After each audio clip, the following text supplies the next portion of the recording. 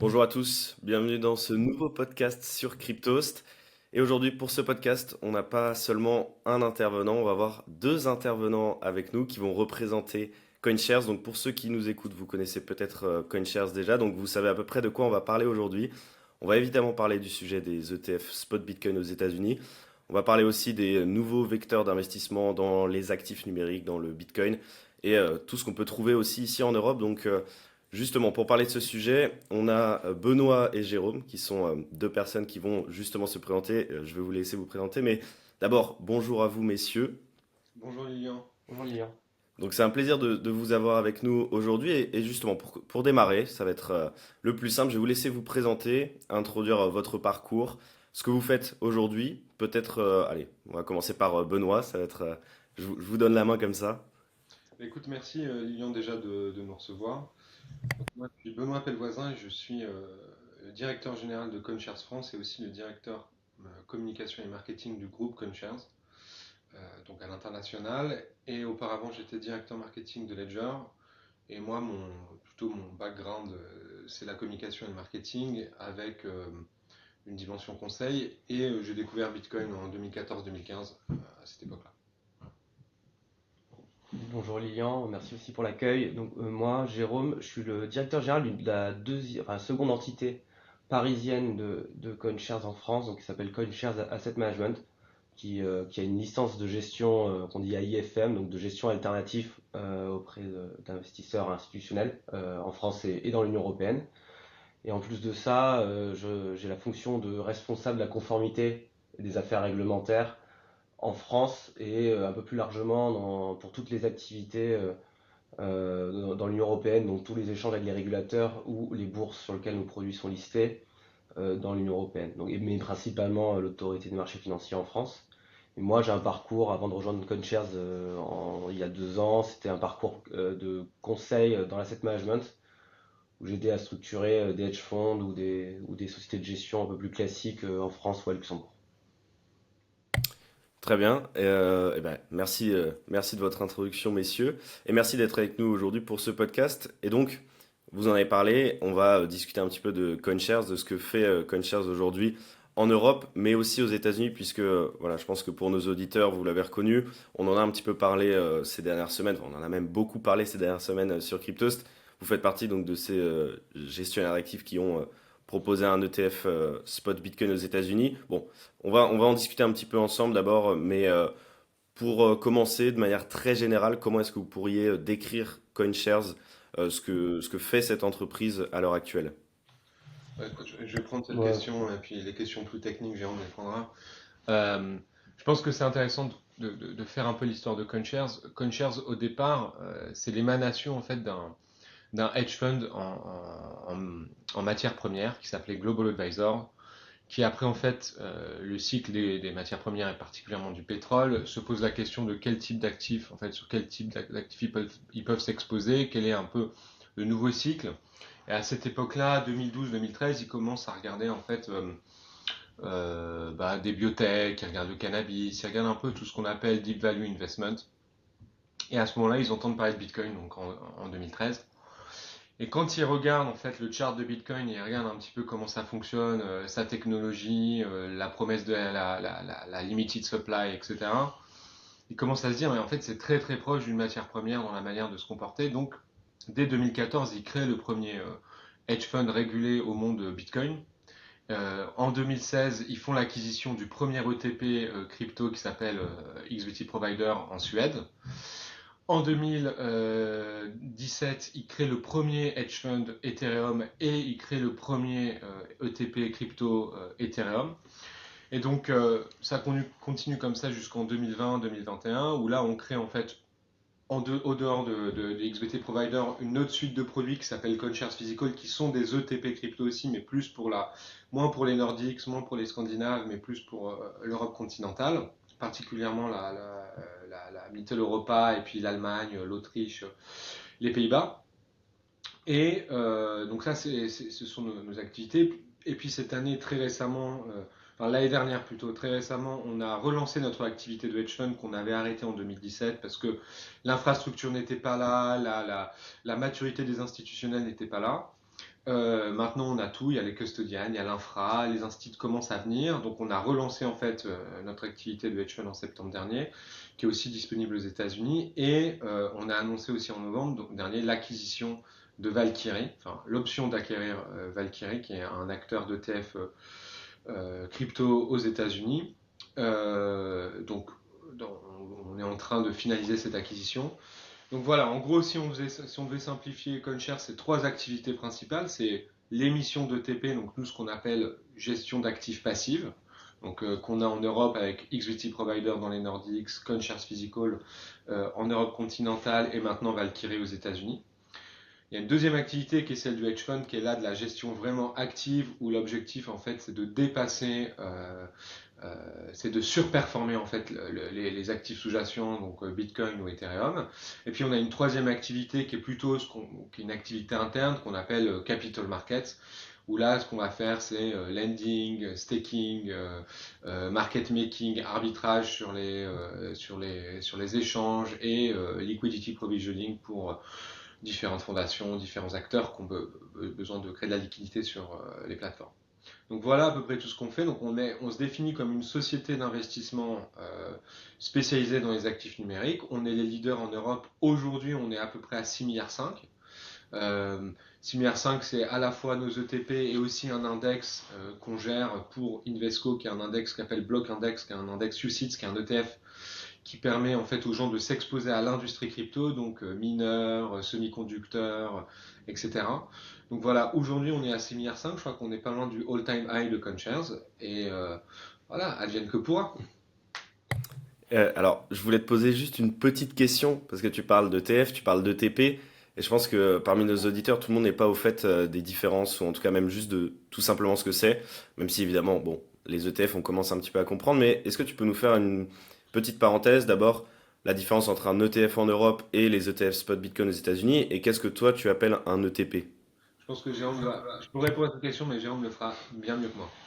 Je vais la prendre alors. Du coup. Non, mais si tu veux, les ETP, c'est la grande famille générique qui va englober plusieurs sous-catégories dont vont faire partie les ETF. Les Américains, par facilité de langage, appellent ETF à peu près toute cette sous-catégorie en fait de produits qui va s'y retrouver. Mais ça ne veut pas dire que juridiquement, les produits forcément, enfin les ETF qu'on appelle ETF aujourd'hui spot Bitcoin sont forcément fondamentalement des ETF en soi ou en autre catégorie. Je prends juste l'exemple par exemple de ce qui a été le déclencheur de ce revirement de la SEC, donc c'était le procès perdu contre Grayscale. Quand tu lis la décision du juge américain, il ne dit pas le mot ETF une seule fois dans la décision, il parle vraiment d'Exchange Traded Product, Grayscale, Bitcoin Trust, etc. Donc là, c'est une première chose. Donc une fois qu'on est revenu sur ça, donc la grande famille des ETP, à l'intérieur, tu as les ETF, les ETC, Exchange Traded Commodities, et Exchange Traded Notes, qui ont plus ou moins tous le même objectif, c'est traquer un sous-jacent ou un panier sous-jacent. Et les lister, les envelopper dans une enveloppe juridique qui va pouvoir être listé sur une bourse d'échange, une place de marché traditionnelle. Euronext par exemple à Paris ou Nasdaq à New York. Et si tu veux, la différence qu'on a en France pour pouvoir, en Europe, dans l'Union Européenne, qui empêche de pouvoir structurer. Aujourd'hui, nos produits sont des ETC ou des ETN. On a les deux formats. Donc, XBT Provider est plutôt sur un schéma ETN. Et notre gamme de produits CoinShares Physical, elle est dans un schéma ETC. On expliquera un peu les détails derrière de collatéralisation et comme quoi on détermine l'actif. Mais aujourd'hui, en Europe, le format ETF, accessible au grand public, il est impossible dans un format pour faire de la crypto. Pourquoi? Parce que dans l'Union Européenne, on a tout le schéma des fonds grand public, alors qu'ils soient listés ou pas, qu'ils soient des ETF, donc listed ou qu'ils ne soient pas listés. Par exemple, dans l'assurance vie, il y a plein de fonds qui ne sont pas listés dans les marchés réglementés, mais qui sont quand même qui sont des fonds d'investissement grand public. Ils doivent se conformer à une espèce de label, à une directive européenne qui a été retranscrite dans chaque État membre, qui s'appelle la directive OPCVM, donc UCITS en anglais. Dans le nom d'ailleurs des fonds, on a systématiquement des ETF, il y a tout le temps ce mot-là UCITS, qui oblige déjà, qui contraint, en fait, qui est une grande réglementation pan-européenne d'harmonisation des produits. Qui veut dire qui allait en harmonisation et en réduction des risques et surtout en obligeant les acteurs et les structures et les régulateurs qui approuvent ces produits à diversifier en fait l'exposition dans ces produits-là. Donc par exemple, on a une règle qui dit on n'a pas le droit il est interdit d'avoir un actif, plus de 10% du portefeuille ne peut pas être investi sur un actif par exemple.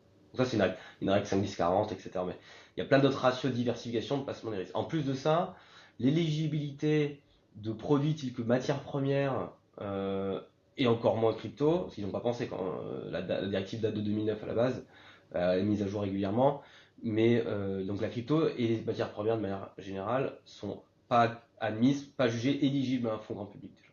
Donc ce qui fait que la notion de TF en Europe, on ne le retrouvera jamais, alors à moins à changer cette directive européenne, mais bon courage, on a pour 5 ans au moins, on ne pourra jamais retrouver de format ETF, donc fonds en Europe.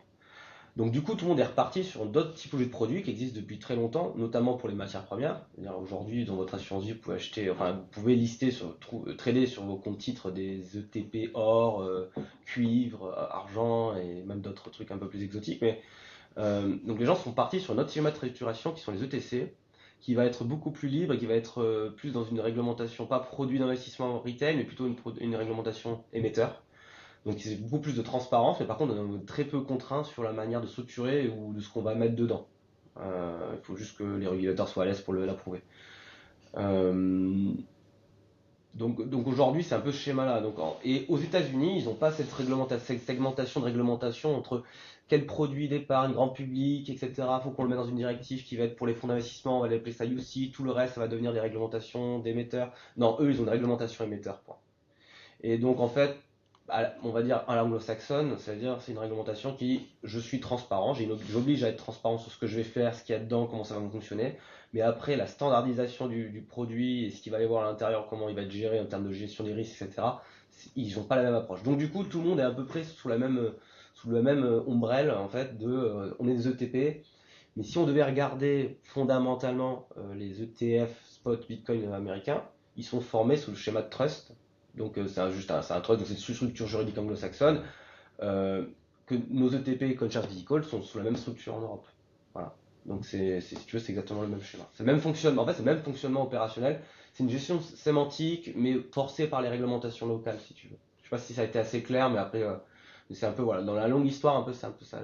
Mais l'intérêt, c'est le bénéfice de ces produits, c'est que c'est des produits financiers. Enfin, nous, c'est pour ça que CoinShares, on s'est créé, on a la thèse d'investissement de CoinShares et l'idée de CoinShares depuis le départ, c'est de se dire que cette nouvelle classe d'actifs va nécessairement se financiariser et en fait s'institutionnaliser. Et on va dire la première étape, mais qui est une étape clé, c'est typiquement ces ETF-là, parce que ça permet aux institutionnels et aux retail d'avoir de s'exposer à travers un produit, une enveloppe, comme l'a dit Jérôme, dont ils sont familiers, régulés, émise et listée sur un échange, disponible chez son courtier ou chez sa banque.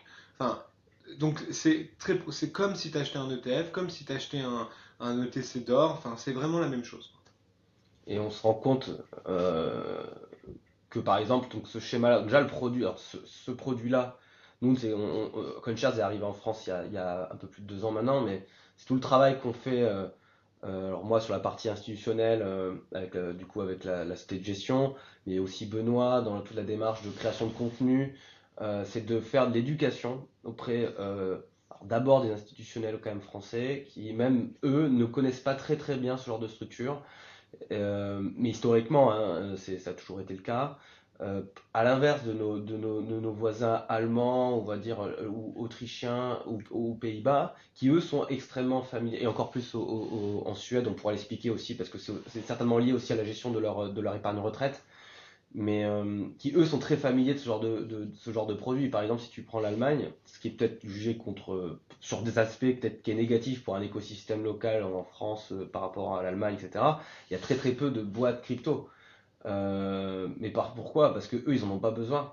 Ils investissent sur des ETP crypto depuis le début dans leur compte titre enfin, si tu veux, ils en ont pas le besoin si tu veux ils n'ont pas eu ce besoin-là d'avoir un écosystème fort d'exchange, broker, crypto. À l'inverse de la France, où les brokers français ont une démarche un petit peu on veut pas qu'ils investissent même sur ces produits-là régulés. Du coup, l'épargne a dû sortir de leur plateforme sur des plateformes PSAN ou offshore. Enfin, voilà. Ouais, c'est extrêmement intéressant ce que vous avez expliqué, puisqu'on voit quand même se recouper des sujets dont on parle très souvent sur Cryptost, le manque de culture financière qu'on peut avoir en France et la différence en fait entre, par exemple, les États-Unis où ça va être beaucoup plus simple, c'est-à-dire qu'on va pas s'embêter à catégoriser tout. Voilà, on met ça sous le nom d'un ETF. Aujourd'hui, en France, j'ai un peu le sentiment, alors je veux dire en France, mais peut-être aussi en Europe, puisque c'est la même chose, mais voilà, ces ETP, ETF, ETC, on a des noms un petit peu partout. Et en fait, personnellement, j'ai été au courant que très tardivement de l'existence de ces ETP, alors même que je travaille dans ce domaine-là et que c'est un sujet qui me passionne. Et c'est vrai que je trouve ça très dommage de dire on a des vecteurs d'investissement à l'heure actuelle sur des produits comme enfin, sur des actifs numériques ou sur le Bitcoin, mais dont on n'a pas forcément connaissance parce que peut-être c'est un petit peu trop complexe à comprendre. C'est Mais en pas tout une, cas, c'est c'est pas intéressant de une- voir cette différence un peu de culture entre les États-Unis et l'Europe, et même au sein de l'Europe, tu l'as expliqué, il y a aussi même des différences de culture, donc je trouve ça assez intéressant. Mais Peut-être que si je peux me tu voulais permettre, expliquer. c'est Vas-y. que c'est lié aussi tout simplement à la relation. Enfin, aujourd'hui, quel est le premier actif d'investissement des Français? Ben, c'est l'immobilier, tu vois. Le deuxième, c'est l'assurance vie, je crois, Ah, c'est ouais, dans l'enveloppe, ouais. dans l'enveloppe. Ouais. Oui, voilà. Et en fait, ça, c'est un espèce de tropisme français. Je crois il y a à peine 2 millions de Français qui investissent en bourse. En Allemagne, c'est 10 millions. En Suède, ils sont 8 millions. Dans le pays, ils sont 2 millions. Donc, il faut juste comprendre qu'il y a un niveau nécessairement de maturité, mais qui est lié tout simplement à une sophistication liée à la manière dont tu épargnes pour ta retraite. Typiquement, en Suède, ben, c'est de la retraite par capitalisation, et une partie en fait de ton épargne retraite, c'est toi qui dois la gérer. Ce qui a pour conséquence une forte maturité des Suédois et deuxièmement un écosystème de l'investissement extrêmement développé, extrêmement sophistiqué, avec deux brokers extrêmement importants. Et voilà. En France, on n'a pas ça. Mais au final, pour moi, ce qui fait qu'en France, on se retrouve dans cette espèce de situation, je veux dire, cette espèce de retard, mais un retard qu'on voit en Italie, qu'on voit en Espagne, il est lié aussi tout simplement à un truc, c'est que les brokers, aujourd'hui, les courtiers et les banques, vous permettent pas d'acheter, c'est très difficile même aujourd'hui d'acheter des ETF. C'est des choses, on voit une explosion de l'ETF en France, mais on a un retard extrême comparé à l'Allemagne. Enfin, on parlait Ouais. avec BlackRock. La France, pour eux, c'est le début, quoi. Tandis que l'Allemagne, c'est déjà extrêmement mûr. Donc, je pense que c'est tout simplement lié à une forme d'empowerment de l'investisseur qui est en train d'apparaître. Euh, mais on est plutôt confiant sur ce point-là. Et on se retrouve dans des situations avec Bruno Le Maire qui prend la parole pour nous expliquer que il faut mobiliser les capitaux dormants des épargnants français pour aller investir dans l'intelligence artificielle ou dans la transition énergétique. Donc c'est assez, entre guillemets, assez amusant de se dire que voilà, c'est vrai que si on avait fait peut-être quelques efforts auparavant pour développer cette culture financière, on n'en serait peut-être pas là aujourd'hui. Mais bon, je m'égare, c'est pas le sujet principal. En tout cas, on a évoqué donc ces ETF spot Bitcoin aux États-Unis. Vous avez parlé de Valkyrie, on a parlé de CoinShares. J'avais une petite question à vous poser, très rapide, mais quand même, c'est dans l'actualité, donc j'avais envie d'avoir vos retours sur ce sujet. Comment est-ce que vous avez vécu là ces derniers mois et notamment cette approbation des ETF spot aux États-Unis? Comment ça a été de l'intérieur? Un petit peu, racontez-nous. Vas-y, je commence aussi Toi, après. tu l'as vécu un Ouais, peu ouais, plus un de peu. l'intérieur, on va dire. D'un peu plus haut, on va dire. Alors c'est intéressant parce que on va dire que dès que BlackRock a commencé à émettre publiquement l'idée du lancement de cette ETF, on va dire qu'il y a eu un revirement en interne. On se dit ok c'est sûr ça va arriver quoi. Il y a une dimension irréversible. BlackRock je crois ne s'est fait refuser qu'un seul ETF dans toute son Ouais, c'est ça. histoire. Je pense que c'est peut-être qu'il y avait une faute d'orthographe à un Ouais, endroit et je c'était pense pour que un truc en plus assez légitime en plus. ah ouais Ouais, tu vois ouais. donc nous, dès en fait juin, on a commencé à être extrêmement optimiste. Je pense que ce qui a accéléré l'optimisme, c'est évidemment le fait que Grayscale ait gagné contre la SEC. Ça, c'est extrêmement important. Et puis, on a vu en fait les choses s'activer euh, très rapidement. Donc nous, depuis très longtemps, on était en discussion avec Valkyrie. Enfin, ça faisait pas très longtemps qu'on était en discussion avec eux, mais on avait eu une discussion avec eux en début d'année dernière pour une potentielle acquisition finalement qui ne s'était pas faite. Et puis au final, ils sont revenus vers nous en septembre dernier. On s'est dit, on ne peut pas passer à côté de ça. Euh, L'Europe c'est super, mais 50% des actifs mondiaux sont gérés aux États-Unis. Donc il faut absolument qu'on y soit et surtout qu'on arrive à créer une offre un petit peu différente de juste une offre passive comme on peut avoir ce que vont faire des BlackRock, ce que vont faire des Fidelity. C'est super qu'ils fassent un spot Bitcoin ETF, mais ils iront probablement pas aussi loin que faire, j'en sais rien, un levier ou un covered call Bitcoin. Ils peuvent pas faire ce genre de choses-là. C'est pas dans leur ADN et c'est pas ce qu'ils proposent en général. Donc on a vécu ça de l'intérieur. Évidemment, on avait créé notre petit bot pour voir quand est-ce que les news de la SEC sortaient. Mais on a été très confiant à partir de juin. On a senti qu'en fait, la thèse d'investissement initiale de CoinShares en fait, était en train de se réaliser 10 ans après. Donc, il faut l'admettre. Nos fondateurs ont eu le nez creux. Ça a mis un peu de temps, mais ils ont eu le nez creux. Et on est extrêmement positif. Enfin, je veux dire, je vois pas ce que tu Non, as rajouté. non, et ce qui est intéressant en termes aussi de culture interne, parce que ça a changé. Donc, moi, par exemple, je chapeaute sur les activités parisiennes pas mal de l'équipe de recherche ou de quant, ou de gens qui cherchent des algorithmes, font de la recherche sur des stratégies, autant pour les activités parisiennes, mais aussi pour le groupe. Et si tu veux, ce sont des personnes brillantes, mais qui sont aussi purement natives de cet écosystème purement crypto, et qui en fait ont eu du mal au début à réaliser l'impact que ça aurait déjà rien que sur le prix ou même sur le narratif. Moi qui viens vraiment de la finance traditionnelle, c'était assez clair pour moi qu'en fait, en termes de volume et en termes de légitimité de l'actif, en termes de changement dans les discussions, dans les interactions que nous on aurait, d'autant plus nous en France et d'autres pays, c'était assez marrant de voir le revirement où maintenant tout le monde regarde tous les jours les flots dans les ETF spot. Alors c'est la vieille TradFi, mais c'est quand même celle qui est en train de disrupter quand même la crypto aujourd'hui. Et c'était assez marrant de voir euh, voilà, voilà, revenir, avoir commencé cette fois dans la crypto, on va dire vraiment dans les infrastructures crypto on-chain. Et par contre là maintenant revoir que l'intérêt, enfin, là où ça se joue en fait c'est peut-être pas on-chain, mine de rien, ça va se passer certainement dans les ETF. Et on a ça. Les Américains comme d'hab, quoi. Faut Mais j'ai envie juste de se te dire. dire qu'aujourd'hui, c'est moins cher d'acheter un ETF Bitcoin aux États-Unis que de l'acheter sur Coinbase. Ouais. Et enfin, et même Enfin, beaucoup. d'acheter du Et Bitcoin même, sur Coinbase. Et il faut 3 ans pour rentabiliser son achat, quand même. exactement. Alors, Et ouais. même en Europe aujourd'hui, Ouais. acheter du Bitcoin avec un ETP crypto de CoinShares, c'est moins cher que d'aller trader sur un échange natif, quoi.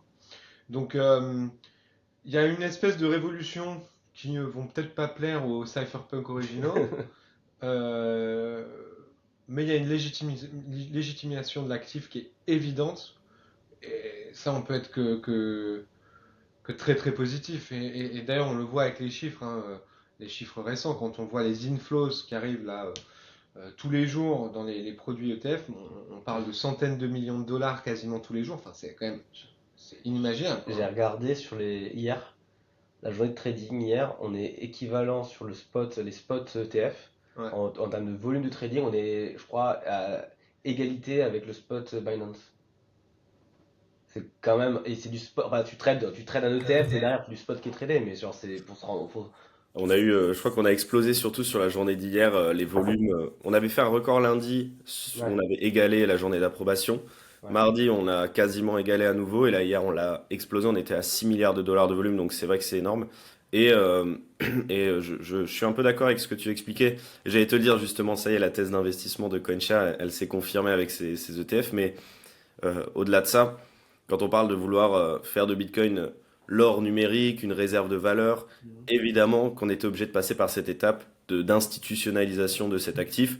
Et donc, pour ceux qui s'étonnaient un petit peu de l'approbation des ETF et de ce que ça peut représenter à l'avenir, voilà, bah, il n'y a rien d'étonnant. On parle d'or numérique depuis des années. Maintenant qu'on a une étape qui se franchit, on ne va pas, entre guillemets, s'en plaindre. On peut évidemment se questionner sur les risques, ce que ça représente d'un point de vue de la philosophie de Bitcoin, mais en tout cas, voilà, vis-à-vis de cette thèse-là de réserve de valeur et d'or numérique, ça me semble tout à fait logique. Et, bon, je ferme cette parenthèse, mais je voulais vous questionner aussi sur l'impact que vous avez pu ressentir ici en Europe, puisque bon, ces ETF spot, ils ont été approuvés aux États-Unis, on le sait, on l'a dit avec les volumes, etc. Ça change beaucoup de choses là-bas, mais en Europe, bah, ça change pas grand-chose d'un point de vue de potentiel d'investissement, puisque les produits existaient déjà. Mais est-ce que vous avez senti un engouement grandissant, que ce soit de la part des institutionnels ou même des particuliers? Est-ce que vous avez quelques données à nous partager là-dessus? Alors, moi, je pense qu'il y a 3 points importants à voir. Au départ, en fait, on a vu pas mal d'outflows, donc qu'on suppose d'institutionnels qui sont partis en fait sur les ETF américains parce qu'ils sont moins chers, nécessairement. Là, on revoit des inflows arriver qui est lié à la price action, qui est assez légitime. Deuxième point pour moi qui est évident, c'est depuis juin dernier, les institutionnels reviennent nous voir. FTX, faut imaginer, FTX ça a été l'hiver nucléaire, hein. C'est-à-dire que tout le monde était méga chaud. Et puis t'as eu FTX, quoi, voilà, et tout le monde a fait OK, en fait, il est pourri cet écosystème, c'est terrible, etc. Et depuis juin dernier, on voit un retour de l'intérêt. Déjà, les performances de Bitcoin l'année dernière sont quand même très bonnes. Enfin, c'est le meilleur actif, c'est l'actif qui performe, enfin qui surperforme tout l'année dernière. En fait, le simple fait que BlackRock a annoncé quelque chose, Fidelity a annoncé quelque chose, ben, tout le monde est en train de se dire ah ouais, peut-être qu'il faut qu'on en propose.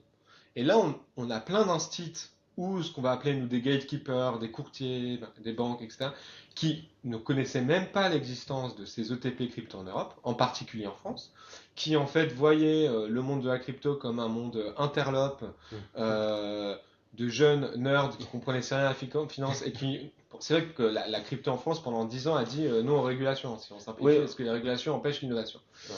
Donc c'était un peu l'image de la crypto. Et là, en fait, le blanc-seing de BlackRock, le blanc-seing de la SEC, il y a clairement une accélération à la fois de certains acteurs en France, en tout cas on peut le dire. Attendons de voir maintenant si les gros acteurs français, puisque juste pour donner un exemple, en Allemagne, nos produits sont distribués par toutes les banques allemandes. C'est-à-dire que n'importe qui, dans son compte titre, Deutsche Bank peut acheter du CoinShares Physical et avoir une exposition au Bitcoin.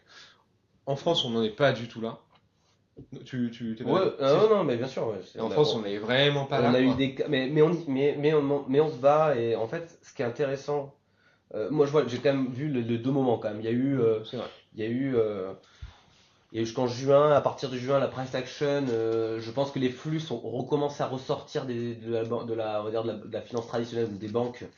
Enfin, je pense que le schéma de flux, parce que ça ils le savent, hein, ils le monitorent, le schéma de flux de sortie de j'ai eu ma paye, je fais un virement vers mon exchange, etc., peu importe lequel, ça c'est reparti. Et je pense que déjà, donc du coup, les portes s'ouvraient déjà pour qu'on puisse se présenter, etc. Mais alors là, depuis janvier, c'est même limite, c'est plutôt le sens inverse, c'est qu'ils demandent de venir les revoir, qu'en fait finalement ils ont réfléchi au sujet, parce que il y a le label un peu BlackRock, et en fait, on leur avait dit, hein, toute l'année dernière, tout 2023, on a passé notre temps à dire attendez, les produits ils existent depuis 2015 en Europe, ils sont audités, ils sont régulés, etc. Je dis bon, vous savez bien, en plus il y a eu l'analyse de l'OCDE et de l'AMF il n'y a pas longtemps sur le fait que c'est quand même deuxième placement, alors peut-être pas en montant, mais le deuxième placement des Français, 9,9, a priori l'OCDE dit que 9% des Français en détiendraient, donc c'est vraiment c'est énorme, quoi, c'est derrière l'immobilier locatif, mais genre devant tout ce qui est ETF et investissement action.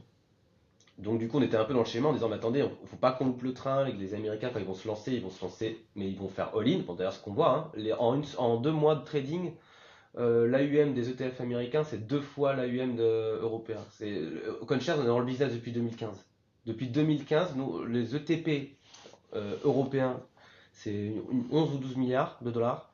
Là, les Américains, ils en sont à plus de 20 en 2 mois. Donc voilà, c'est ça le truc. Donc nous on était comme ça en disant attendez, et dans la liste des ETF américains qui commencent à arriver, il n'y a pas un seul Français, il n'y a pas un seul Européen. Enfin, il y a CoinShares. Faut pas oublier qu'un des plus gros gestionnaires d'actifs au monde dans le top 5, c'est Amundi. Oui, c'est ça, et il n'y est pas, il est pas. Il n'a même pas de produit en Europe.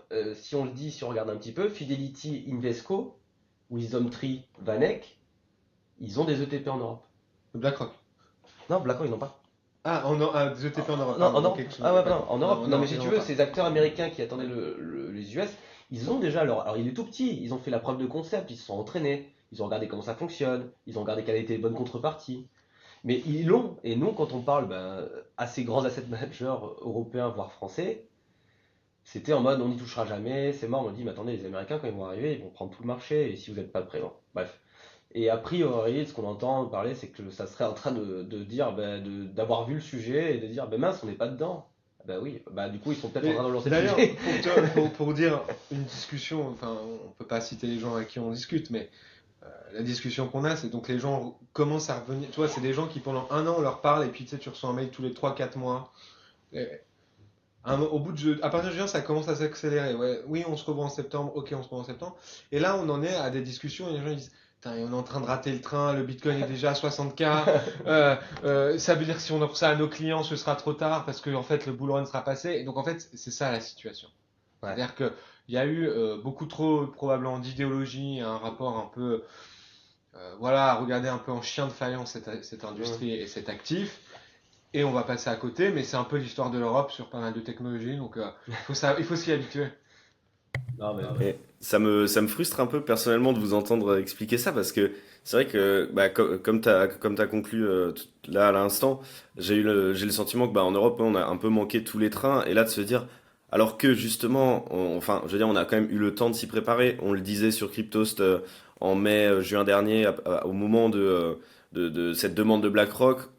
Alors évidemment on pouvait pas prédire l'avenir mais on savait que c'était peut-être l'argument le plus fort et sachant que dans les quelques semaines qui ont suivi, il y avait eu le procès de Grayscale contre la SEC, qui était le deuxième argument, qui montrait que ça y est, c'était quasiment fait, et que BlackRock qui se met quelque part, bah voilà, c'est quand même un signal très très fort. Et de savoir que ça n'a pas bougé en Europe, ça n'a pas au moins fait un petit électrochoc en disant mince, c'est le moment de s'y mettre, et que c'est que maintenant, quand pas trop tard, mais en tout cas quand c'est un petit peu bah, en retard en tout cas, de s'activer. Je trouve ça très dommage. Et je connaissais pas cette information que Amundi, qui est donc ouais, bah, le plus important ici en Europe, n'est pas positionné dessus. Bah, c'est vrai que c'est un peu dommage. Mais bon, en tout cas, voilà, on a compris la vision globale, la différence États-Unis, Europe. Mais je voulais revenir un petit peu sur vous, ce que vous faites. Vous l'avez évoqué, donc vous avez différents produits pour investir notamment sur Bitcoin par le biais d'un ETP. Juste en quelques mots avant qu'on creuse un peu, quelles sont voilà, les grandes catégories de produits que vous proposez à l'heure actuelle avec CoinShares? Alors on va dire, on propose, donc on a 19 ETP. Euh, parmi ces ETP, donc on doit avoir 15 coins différents, 14 coins différents, donc ça va être Bitcoin, Ethereum, Cardano, Matic, enfin Polygon, etc. On a à peu près tout ça. On est sur ces ETP les moins chers. Notre particularité, c'est notamment que sur nos ETP de staking, en fait, donc Ether, voilà, je suis systématique, etc., on n'a pas de frais de gestion et on redonne de manière transparente une partie des frais de staking à nos investisseurs. Donc c'est ça un peu qui fait notre innovation. Comment on fait ça? Bah, c'est que CoinShares, on est quand même, même si on est un acteur, on va dire, assez institutionnel, on est dans la crypto depuis très longtemps, donc on a les validateurs, on a le custodian qu'on a créé avec Ledger et Nomura qui s'appelle Komainu, qui est un dépositaire régulé qui nous permet de faire toutes nos opérations, aussi de staking, etc. Donc on a créé tout cet écosystème. Donc voilà un petit peu voilà ce qu'on fait. Donc en gros, si les gens veulent s'exposer à Bitcoin par un produit régulé, ils peuvent le faire via nous. S'ils veulent s'exposer à Ethereum et récupérer une partie des frais de staking sans payer de management fees, enfin de frais de gestion, pardon, ils peuvent le faire aussi par nous. Donc ça, c'est un peu notre grosse activité. On a une deuxième activité dans les ETP, mais là qui est différente, c'est ce que j'expliquais. C'est si vous voulez vous exposer à, par exemple, à l'industrie crypto, on a un ETF qui s'appelle, enfin qu'on a avec Invesco, qui s'appelle Block Index, qui gère, on doit gérer à peu près 600 et 700 millions là, en ce moment, 700 millions. qui est un ETF actively managed. Donc, Sur les actions, sur de l'equity, voilà. actions internationales, comme font d'autres providers, Exactement. pour ne pas les citer, il y a Arbevel qui a son fonds, Mélanion aussi qui a son ETF en France, etc. On est le deuxième plus gros. Et par contre, voilà, nous, c'est un des plus gros, mais avec Invesco, c'est Invesco qui le gère, et nous, en fait, ils répliquent notre stratégie derrière. Exactement. Donc ça permet d'avoir un peu une gamme de produits, alors on va dire sur la gestion passive, on va dire sur la gestion, parce que la gestion active, c'est vraiment réservé plus aux institutionnels. Mais la gestion passive, tu as vraiment l'ETP single coin, où tu choisis ta crypto et tu le fais comme un grand garçon. On a aussi des indices, on a créé des ETP indiciels, c'est-à-dire qu'en gros un basket de 10, alors qu'il soit sur les 10 plus grandes market cap ou une thématique de 10 coins qui sont en lien avec des smart contracts.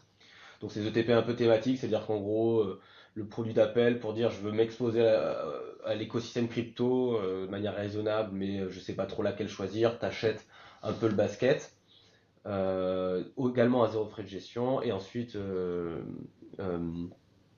J'ai oublié. Non, ouais, c'était Il y en a un deuxième qui est smart contract. et smart contract, c'est ça. Et non, et nous, ce qu'on a voulu faire, en fait, il y avait aussi, ça rejoint aussi ta question précédente, il y avait aussi un aspect, je pense, qui a bloqué beaucoup les institutionnels français. C'est qu'il y avait un aspect, en fait, beaucoup, quand on venait s'adresser à eux, je pense l'écosystème crypto français, on les prenait pour des gens qui comprenaient rien, comprennent rien à la crypto, mais surtout qu'en fait, il y a, je pense, beaucoup de gens avaient ce postulat en disant que ce qu'ils faisaient dans la crypto, c'était plus complexe que ce qu'ils faisaient. Et la réalité, c'est que c'est pas vraiment le cas. Je pense pas, il y a des choses très complexes de l'autre côté, mais par exemple, l'ingénierie financière et l'ingénierie juridique développée par l'industrie financière TradFi pour rendre des produits efficients, peu chers, fiscalement efficaces, enfin efficients, ça c'est le plus truc on dit pas, mais par exemple, nous, nos produits, donc il y a du staking, on fait du staking derrière. Donc nous, sur l'Ethereum, on est un des plus grands stakers au monde. Voilà, on est dans le top 15 du plus grand staker, donc en fait, on est une boîte de TradFi qui fait de la crypto, mais on participe beaucoup plus à l'écosystème Ethereum en fait que beaucoup d'autres gens. En gros, 2-3% des transactions Ethereum sont validées par nous, si on fait le débat. Donc on sait de quoi on parle en fait. Par contre, le truc c'est que nous, derrière, on rajoute un layer juridique, TradFi traditionnel, etc. Où en fait, on va s'assurer que les rendements staking, ça ne va pas être un événement fiscal. Il y avait le grand sujet là sur la loi de finances rectificative, sur l'imposition du staking. Bon, ça a été repoussé si je ne me trompe pas, mais nous, le produit, il se pose pas de questions parce qu'en fait, c'est un schéma où ça va pas devenir un rendement pour toi, donc ça va être remis dans le produit, c'est-à-dire que le produit il va surperformer le sous-jacent. Si tu es sur l'Ethereum, c'est-à-dire qu'en principe, au fur et à mesure du temps, tu vas surperformer l'Ethereum. Et quand tu vendras ton impôt. Et je veux dire, c'est plein de schémas où en fait, effectivement, c'est un sous-jacent non traditionnel, mais il manquait la phase de venir le présenter avec une structuration, avec un discours, avec une compréhension des enjeux des acteurs, des clients, mais aussi des acteurs qui les proposaient, de TradFi, donc fiscalement comment ça fonctionne, en post-marché comment ça marche quand j'achète sur Euronext, c'est clearé chez Euroclearbank, il faut savoir ces choses-là en fait. Et c'est ce qu'a pêché en vrai aussi, c'est qu'il y avait quand même deux mondes. Alors ça, Benoît, je pense qu'il enchaînera sur ça, mais c'est assez intéressant, on se permet de prendre le temps d'en parler. Mais c'était très bien San, Mika, c'était certainement très très bien, et je pense qu'aujourd'hui ça fera office certainement d'étalon mondial en termes de réglementation, mais ça a créé deux mondes qui ont eu beaucoup de mal à parler. Et c'est vrai que nous, le retour qu'on a eu avec les quelques grands institutionnels français ou banques, euh, c'est que nous, on arrive avec une position aussi on n'a pas dit au début, mais on est listé, nous, on a un groupe public. On a un groupe public, on est au Nasdaq à Stockholm, c'est-à-dire que tout le groupe, nos activités sont complètement publiques, on fait des rapports trimestriels, toutes nos activités, chaque fois qu'il y a quelque chose qui se passe, c'est par exemple FTX, on a dû discloser le lendemain combien on avait perdu sur FTX. Il y a qui dans l'acteur crypto a donné le montant de combien il avait perdu sur FTX? Personne. Nous, on est obligé de le faire, sinon c'est l'abus de marché. Et ça, dans le monde, il n'y a que deux acteurs qui sont comme ça, dans cette position-là. Tu as Coinbase et nous, sur un marché réglementé. Hein. Ouais, parce que Galaxy c'est un marché organisé. Mais bon, mais si tu veux, c'est ça aussi ce qui manque. Nous, ce qui fait que les portes s'ouvrent quand on peut et qu'on arrive à entrouvrir les fenêtres, les portes, par où on passe, c'est vraiment le fait quand même qu'on est listé. En fait, c'est sûr, on a des licences, on a une licence de gestion en France, on a des produits listés qui sont revus à Euronext par l'AMF et un régulateur. Il audite les états financiers de nos ETP en Europe. On parle d'égal à égal en fait. Et ensuite, c'est même plus que ça, c'est-à-dire que très souvent les boîtes auxquelles on parle ne sont même pas listées. Elles sont pas listées. Donc même quand tu parles d'un gros institutionnel en France, il n'est pas listé, il n'est pas coté sur, donc il n'a pas ces mêmes contraintes. Et ce que dit Jérôme est super important parce que moi je l'ai vécu de l'intérieur en passant de Ledger à CoinShares. Psan, ça paraît super comme ça, c'est une super idée. Mais en fait, on s'est fait avoir en faisant ça parce que qu'est-ce que ça a créé? Ça a créé en fait deux écosystèmes, un écosystème financier qui ne parle pas à un écosystème crypto. C'est deux mondes qui en fait ne se comprennent pas, ne veulent pas se parler, ont deux idéologies qui sembleraient incompatibles, etc. Chose qu'on n'a pas du tout vu aux États-Unis, où il y a une hybridation en fait depuis 5 ans. Et quand BlackRock en fait a déjà investi dans Coinbase, utilise Coinbase dans sa custody, cette hybridation, on peut imaginer qu'elle a été faite depuis longtemps. Ces gens-là, ils ne sont pas découverts il y a 6 mois. Enfin, c'est des gens qui se parlent depuis longtemps. Donc, au final, la SEC, en apparaissant comme le parangon horrible des crypto-maxi, etc., au final, elle a fait gagner quoi? Elle a fait gagner les acteurs américains de cette industrie. À la fois un acteur crypto-natif comme Coinbase et à la fois un acteur TradFi comme BlackRock. Et c'est ça qu'il faut comprendre, c'est que en voulant laver plus blanc que blanc en Europe, en ayant notre propre régulation, en se disant ah mais c'est de l'innovation. En fait, parce que le tropisme européen, c'est de dire la crypto c'est de l'innovation. Les États-Unis disent la crypto c'est de la finance. Hmm. C'est pas la même chose. Et donc on a vu cette espèce de prisme technologique en Europe comme le sujet numéro un. On s'est dit ah mais depuis 10 ans on se fait bouffer par les Américains en techno, ben, il faut qu'on fasse notre régulation européenne. Mais au final qu'est-ce que ça a créé? C'est une non-hybridation. Et c'est ça en fait qu'on peut véritablement aujourd'hui regretter. Et c'est très regrettable. Ouais. Et c'est intéressant parce que c'est un point de vue que qu'on entend quand même assez peu souvent, je trouve. Mais nous les premiers, finalement, on a quand même, quand on parle de régulation, un peu la tendance à dire que, bon, c'est vrai qu'on a été en avance sur les États-Unis, ça c'est un fait. On a été en avance sur le Royaume-Uni, sur l'Asie même, hein. On voit qu'il y a de la régulation qui commence à avancer et qui s'inspire un petit peu de ce qu'on a fait en Europe. Donc ça, définir un cadre réglementaire pour les actifs numériques, on a été premier, on a été en avance et la France a même été à l'initiative de ce qui s'est passé en Europe. Donc, mais c'est vrai que ce point de vue-là, de la manière avec laquelle tu l'expliques, d'un point de vue uniquement et purement financier, non pas technologique en tout cas, c'est vrai que c'est plutôt vrai et finalement, Mais, voilà, toutes les petites batailles de la SEC envers Binance Coinbase a permis d'ouvrir la voie à Coinbase et derrière cette approbation des ETF a créé ouais, finalement mais, un tu vois, partenariat discret entre les deux. dans ce que tu dis, un truc que je trouve intéressant, c'est qu'il a fallu qu'on crée une régulation pour les actifs numériques. C'est comme si tu t'étais dit, tiens, je vais créer une régulation juste pour l'immobilier, je vais créer une régulation juste pour Ouais. les matières premières, je vais créer une régulation juste pour je sais pas quoi, sur les actifs tech. Enfin, tu vois, en fait, quand tu comprends pas un objet, bah, nécessairement, tu leur lui donnes une nouvelle catégorie. Bah, là, on a eu l'IA, là, récemment. Ouais, ouais, exactement. Donc là, aux États-Unis, ils se sont dit, non, mais en fait, tout ça, ça rentre juste dans nos securities, c'est tout. Securities ou commodities, ça Mais je rentre. rajouterais, oui, oui, ça c'est, oui, oui, tout à fait. Bah, d'ailleurs, c'est un peu aussi quand même le souci, c'est-à-dire, on prend Ethereum, on en prend d'autres. Bon, dans quel cas on les met? C'est pas vraiment un commodities, c'est plutôt un securities. Il y a quand même des frictions quelquefois, mais Ouais, ouais, bien pour sûr. Bitcoin, ça a été plus simple. Mais Mais c'était. vas-y, Pardon. je te Non, non, laisse. non, c'était, les États-Unis ont eu le même débat avec l'or dans les années 80, non, pas début des Ouais, années 80, exactement. fin des années 70. Le même combat, CFTC versus SEC, qui est responsable de gérer les premiers ETP américains sur l'or. L'Europe avait créé les premiers ETP or, etc. Et le même schéma, c'est nouvel actif qui veut se financiariser euh, ou qui veut entre guillemets se titriser et devenir tradable sur les marchés américains. C'est la même chose, c'est l'histoire qui se répète, sauf qu'en fait c'est une nouvelle génération et pas mal de gens l'ont oublié en fait, si tu veux. Ok. In fine, en Vas-y. fait, à la fin, les plus grands fonds américains, plus grands fonds sur l'or sont américains, ils font 10 fois ceux de France européens, et pourtant il y a pas 10 fois plus d'épargne aux États-Unis, il y en a 2 fois plus, mais par rapport à Ouais, l'Europe. mais les États-Unis gèrent une grande partie de l'argent Oui, du monde aussi. c'est vrai, C'est ça qu'il faut admettre. c'est vrai, c'est vrai.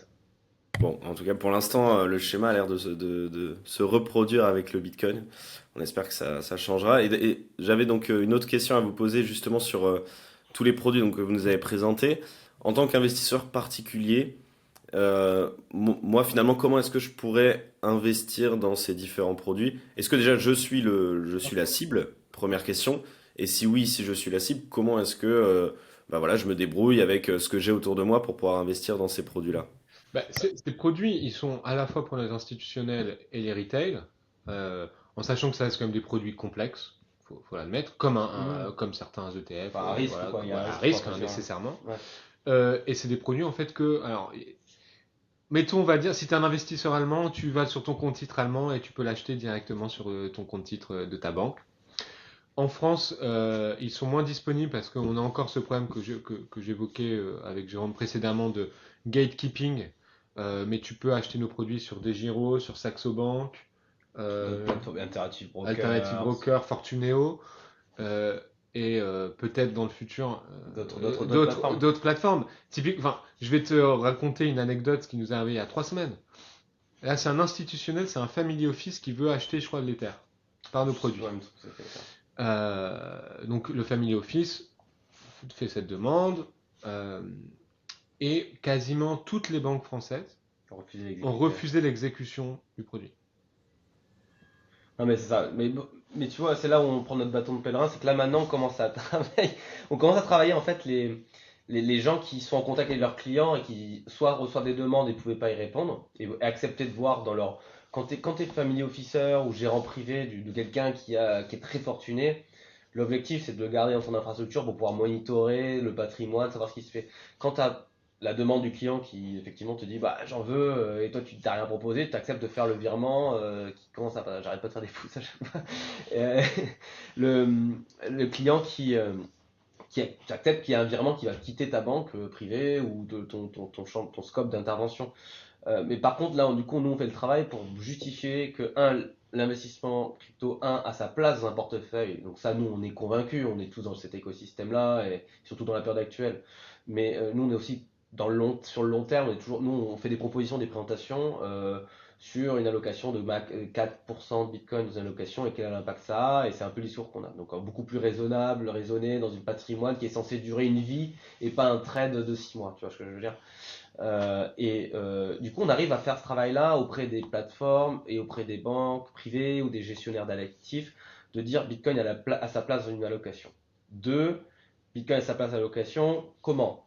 Pourquoi les ETP? Bah, on vend notre produit, enfin on vend notre thèse, on vend notre thèse. Donc bien sûr qu'on dit on vend les intérêts des ETP par rapport au spot, que ce soit déjà pour le risque de contrepartie que tu as sur la plateforme spot ou pas. Il y a des inconvénients, hein. Tu traites pas le week-end, tu peux pas traiter la nuit parce que ça traite pas 24 sur 24 les marchés traditionnels. Donc voilà. Il y a aussi des pour et des contre. On estime que les pour sont assez intéressants. Et après 3, en fait, quand on a gagné, donc là, on est en train de vraiment gagner, avoir de la traction sur ça. Maintenant, on arrive sur, bah, il passe l'ordre. Et là, tu as la table d'exécution de Société Générale, Investment Banking qui doit passer le trade sur Euronext, qui du coup dit, ah, on passe pas le trade sur ça, on touche pas. Donc là, et du coup, on a dû détricoter, on y est arrivé, hein, on y est arrivé. Le client a pu faire son trade.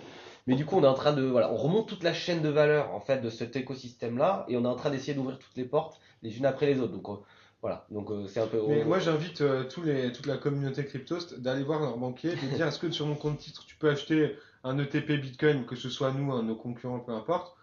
Je suis prêt, franchement, je les invite à boire s'ils arrivent à boire un verre si leur banquier accepte. Ouais, on va lancer l'appel et de toute manière, ça reste un exercice très intéressant. Moi, je l'ai fait à titre personnel. Aller voir mon banquier en lui disant, voilà, j'aimerais investir sur le Bitcoin. Est-ce que c'est possible de le faire? Alors là, évidemment, bon, tout de suite réaction épidermique. Ah non, non, non, je vous propose pas ça. Mais non, une vraie question et de leur demander s'ils sont au courant, si oui ou non, on peut investir par le biais de son compte titre au moins dans le Bitcoin. C'est vrai que je suis prêt à parier que la réponse, elle sera majoritairement non, alors que du coup, vous nous l'avez expliqué, c'est plutôt censé être oui. Donc ouais, vrai exercice, on le fera. Ceux qui nous écoutent pour ce podcast, n'hésitez pas à le faire et dites-nous, on fera un petit sondage, dites-nous en retour si ça a fonctionné ou pas. Ne serait-ce Et que gagner la carte bleue de Benoît, ça peut être pas mal. Ce sera la carte de l'entreprise. il y aura peut-être beaucoup de gens à inviter, hein, donc on fera peut-être un Et événement. franchement, si c'est le cas, moi je suis content. Ça veut dire que Ça finalement. veut dire que ça marche. Ça veut dire que les gens investissent dans nos produits ou dans des ETP, donc c'est une bonne nouvelle. Bon, en tout cas, voilà. Alors, enfin, bon, on a quand même beaucoup discuté. Ça fait quasiment 50 minutes qu'on enregistre. Je vous aurais bien posé une très rapide question sur, voilà, les garanties de sécurité, puisque vous Ouais. l'évoquiez. Tu disais, c'est peut-être plus sécurisé que d'investir en spot dans le Bitcoin. Et pour le coup, là-dessus, je suis pas totalement en désaccord avec toi. Parce que je sais qu'évidemment, il y a des produits qui sont enfin, qui sont plus sécurisés, voilà, avec des portefeuilles type Ledger et ainsi de suite, mais on rajoute le risque humain, et on sait que toute la population n'est pas prête à l'heure actuelle à gérer ses propres clés privées, et ainsi de suite. Et on le sait, bah voilà, FTX, beaucoup de monde se sont fait avoir avec FTX, ont perdu de l'argent. Et donc pourquoi est-ce que ce serait plus sécurisé avec CoinShares et quelles sont justement les garanties de sécurité que vous apportez vous? Je fais juste une Ouais, intro, vas-y. mais après c'est Jérôme qui va le prendre. C'est juste, déjà il y a un truc à clarifier, c'est qu'il faut bien comprendre que le métier de dépositaire, c'est un métier régulé, ça n'est pas une activité technologique. Non, je fais la passe à Non, Jérôme. non, non. Non, non, mais si tu veux, si on regarde un peu, et de manière, on va essayer de synthétiser, et de clarifier, mais le produit, comment il est structuré, euh, il est structuré d'une telle manière que le principe, l'objectif unique principal de ce produit-là, c'est de pouvoir répliquer la performance d'un sous-jacent que le véhicule va détenir de manière sécurisée chez un tiers et que en cas de faillite de CoinShares ou d'Emeter ou de BlackRock, les investisseurs ne perdent pas leur argent et peuvent récupérer leur argent. Donc ça, c'est de base. Et ça, beaucoup de gens, moi j'adresse ça, beaucoup de gens dans la crypto natif ont perdu de vue ce travail-là de 15 ans de crise financière, en fait, tout est fait, toute la réglementation aujourd'hui qui est applicable à ces produits-là, c'est ça l'objectif principal. C'est enlever à l'investisseur, alors l'investisseur prend son risque sur l'actif, il est volatile, etc. Mais par contre, il ne faut pas qu'il y ait de risque de contrepartie. Donc c'est que tout l'écosystème aujourd'hui de TradFi, il est construit sur ce principe-là. Donc le produit, comment ça se passe? C'est qu'on va dire que lorsque vous achetez un part de TP BTC spot, ce qui va se passer, c'est que va y avoir ce qu'on appelle un participant autorisé. Nous, par exemple, on parle avec Jane Street, Flow Traders, on va dire, c'est le plus grand européen, ils sont aux Pays-Bas, ils sont une boîte publique aussi. Donc l'activité, c'est justement de gérer ces flux, que ce soit sur des ETF ou des ETP, crypto, même matières premières, etc.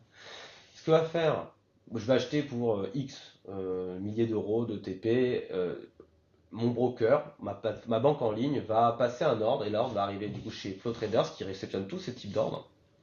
Eux, ce qu'ils vont faire, Flow Traders, c'est qu'ils vont acheter du vrai Bitcoin spot sur les marchés spot, peu importe la plateforme, je pense qu'ils sont sur beaucoup.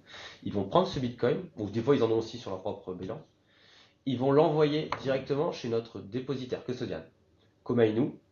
Donc déjà, c'est la première preuve de sécuriser. C'est que nous, déjà, on touche pas, on est un gestionnaire d'actifs, un structureur de produits, on ne touche jamais ni à l'euro, s'il a acheté en euros, ni au Bitcoin. D'accord, il ne transite à aucun moment chez nous. C'est ce qui fait que les ETC en réplication physique sont hyper sécurisés sur cet aspect-là. Il n'y a pas de risque que moi je prends l'actif, etc., je le perds, je l'ai envoyé à la mauvaise adresse, etc. Donc ça arrive chez Komainu. Donc Komainu, première garantie de sécurité. L'expertise d'une banque d'investissement de Nomura japonaise, la plus grande banque d'investissement japonaise, une des plus grandes.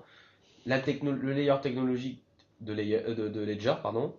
Et après, la compétence en asset management et les besoins marchés de CoinShares, qui a créé cette entité-là dès 2018 pour dire, et qui est complètement indépendant. C'est une joint venture, on est juste actionnaire, on a juste des sièges au board de supervision et de gouvernance. Donc, les actifs sont détenus par ce conservateur custodian qui s'appelle Komainu, régulé également, et qui va détenir pour le compte du véhicule les actifs numériques en question.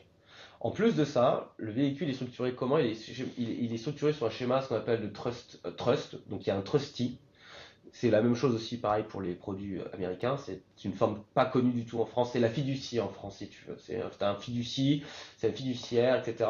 C'est-à-dire qu'en gros, on a un acteur qui s'appelle The Law Debenture, qui est un des plus grands trustees, plus grands fiduciaires au monde, qui est anglais, qui est d'ailleurs aussi public, qui est listé au London Stock Exchange, donc c'est une boîte publique encore, qui a plus de 200 milliards d'actifs sous supervision, je crois, dont son seul objectif, c'est s'assurer de dire Komainu m'informe qu'il y a eu X millions de bitcoins, ou X bitcoins sont arrivés chez lui, je dois émettre de nouvelles parts. Donc, et je renvoie les nouvelles parts et ça remonte à Flow Traders, ça revient chez le client. D'accord? Tout ça dans la journée, enfin en 2 jours, mais toi tu le vois pas, mais c'est tout l'infrastructure. Donc lui il est là pour dire je constate que j'ai bien reçu des nouveaux bitcoins, etc. Ou à l'inverse, il y a un rachat, que des bitcoins ont dû être sortis, donc je dois détruire des parts ou créer des nouvelles parts. Et si nous demain, CoinShares va au tapis, il a le droit juridique, contractuel et dans le prospectus du véhicule à prendre la main sur les actifs et dire je vais les liquider en bon ordre dans le meilleur intérêt des investisseurs et les investisseurs récupéreront leur euro. Voilà. Donc alors bien entendu je te passe les sujets de cybersécurité comme nous qui passe tous les sujets de cybersécurité qui soient américains, européens, toutes les normes internationales qui sont auditées tous les ans par Price sur les process de risque interne, etc. Mais d'abord, bon ça c'est à la limite de l'acquis ou entre guillemets ça fait sens pour toute boîte institutionnelle. Par contre, ce qui est fait, c'est la structuration fait que CoinShares ne touche jamais à l'argent, ne peut même pas toucher aux actifs ou au flux de monnaie fiat, qu'il y a une ségrégation des rôles entre nous, en structurer le produit, le Flow Traders qui va faire le market making et la création, le custodian qui va détenir les actifs, et le trustee qui va administrer tout ça et s'assurer qu'en fait que s'il y a un problème, eh bien, ils peuvent prendre la main sur tout le monde, ils peuvent dire à Komeinu vous vendez tout et vous rendez tout à l'argent à tout le monde. Donc c'est un peu ce schéma là, ça qu'on veut expliquer. C'est que par contre, moi je suis quasi sûr que d'une plateforme d'échange, alors je peux peut-être pas faudrait voir comme elle, mais il n'y a pas ce schéma là en disant ouais l'argent on n'y touche pas, c'est chez un tiers qui le détient côté, et puis moi si je suis au tapis avec mon bilan, il y a un tiers qui a le pouvoir de me dire toi tu t'en vas, ça t'appartient pas et le revendre, on l'a vu avec FTX, même si on avance sur le projet lapin. Alors, Jérôme a extrêmement bien expliqué ça, et ça, c'est vrai que ça montre quand même que les 2000 ans de finance, en fait, ont servi à quelque chose, quoi. On a appris des choses. Mais sinon, c'est un truc, ça se répète. Les gens sont arrivés dans ce Oui, marché-là c'est en ça. ayant oublié tout ce qui s'est Oui, passé. voilà, je veux dire, des Ponzi, on a toujours eu, des banques qui vont au tapis, on a toujours eu. Enfin, bon. Et en plus, c'est quelque chose qu'on essaye de faire, nous, en plus d'être une boîte cotée, listée, donc vous pouvez voir tous nos audits, c'est en temps réel, vous pouvez voir le collatéral de chacun de nos produits. Donc c'est disponible sur notre site, c'est un auditeur externe qui, en temps réel, a accès en fait à nos wallets et il peut dire quel est le collatéral par rapport à ce qu'on est censé avoir. Donc elle est toujours un peu surcollatéralisée. Mais vous pouvez le voir, et ça c'est un truc très intéressant. À l'instar de certains émetteurs aux États-Unis qui ont donné leur wallet, nous on fait la même chose, sauf que c'est un auditeur qui rajoute cette couche un peu plus d'intelligence et de garantie, qui signe tous les jours. Tous les jours, il y il a signe. une signature. Voilà. Donc on fait ce travail-là aussi. Donc, et j'adorerais voir les exchanges faire ça, hein, personnellement. J'attends. On aurait adoré aussi après FTX, c'était le Ouais. sujet, le fameux Proof of Reserve, Ouais. qui finalement n'est jamais arrivé. D'ailleurs, on n'en entend plus Alors, du tout parler. Enfin, en tout cas, plus mais vraiment. ils font une proof of reserve sans te dire combien ils doivent. Ouais. C'est ça qui est magnifique. C'est-à-dire, j'ai 3 milliards, mais si t'en dois 5, ok, ça m'aide pas, quoi. Et, ouais, ou c'est une Proof of Reserve aussi à un instant T, Voilà. sachant qu'il y en avait certaines qui avaient été prises avec des gros mouvements qui avaient été faits sur le wallet, le snapshot, ça repart. Bon, bref, c'était pas très clair. En tout cas, c'est intéressant. Je savais pas que vous aviez aussi cette surcouche-là qui vous permet en fait à tout moment de suivre un petit peu les actifs qui sont sous gestion, etc. Donc On peut le c'est voir sur notre site internet, en fait, je ouais. sais pas, dans les produits. Enfin, dans les produits, enfin, Il y a une tu page rentres dans le dédiée. produit quand tu. Bah, en fait, voilà, c'est juste public, tout le monde peut le regarder, tout le monde y a accès, et c'est ce qu'on veut depuis le début. Et on le fait depuis combien? Depuis 2020? 2020, ouais. 2020, ouais. D'accord, d'accord. Bon, en tout cas, on arrive. Je pense qu'on va arriver au bout de ce podcast parce qu'on va peut-être dépasser l'heure de podcast et ça peut effrayer les gens qui nous écoutent Pardon. de cliquer sur un podcast qui fait 1 heure. Mais non, c'était des discussions très intéressantes avec vous. C'est vrai que nous on est bon, on essaye évidemment de s'ouvrir, notamment avec Cryptost à tout ce qui enfin, en dehors de notre écosystème, on a tendance beaucoup à se focus parce que c'est ce qui intéresse aussi et ce qui nous intéresse, ce qui se passe au sein de notre écosystème. Mais parfois, ça fait du bien voilà, de prendre un petit peu de recul et de voir que cette fameuse finance traditionnelle, si on peut dire ça comme ça, qui a longtemps été pointée du doigt comme étant un opposant à la finance décentralisée, ou en tout cas voilà, deux mondes qui s'opposaient, ben en fait pas vraiment, il y a quand même des initiatives qui sont proposées, qui fonctionnent et qui permettent finalement d'intégrer les cryptos à la finance traditionnelle aux cryptos, et justement ben, CoinShares au milieu de tout ça propose quelque chose, je trouve, de très intéressant et dont on ne parle pas assez à mon sens, puisque je le répète, et je pense que j'inviterai aussi ceux qui nous écoutent à nous le dire dans les commentaires, qui étaient vraiment au courant du fait qu'on avait cette possibilité-là en fait d'investir par les ETP et qui était aussi simple et aussi accessible entre guillemets. Donc voilà, bon, je vais pas retracer le fil de notre podcast, mais il y avait aussi cette comparaison États-Unis-Europe par votre prisme à vous qui est positionné un petit peu sur ces deux territoires, bah, qui est toujours intéressante à recueillir aussi. Donc merci à vous pour ça et je vais vous laisser conclure le podcast. Donc je vous laisse le petit mot de la fin à chacun de vous deux et je vous pose juste une petite question pour conclure. Voilà, un avis en quelques mots, en 2-3 mots, un avis rapide sur voilà, l'avenir du marché crypto là, sur les prochains mois. Je le répète pour ceux qui nous écoutent, on est à Bitcoin aux alentours des 60 000 $.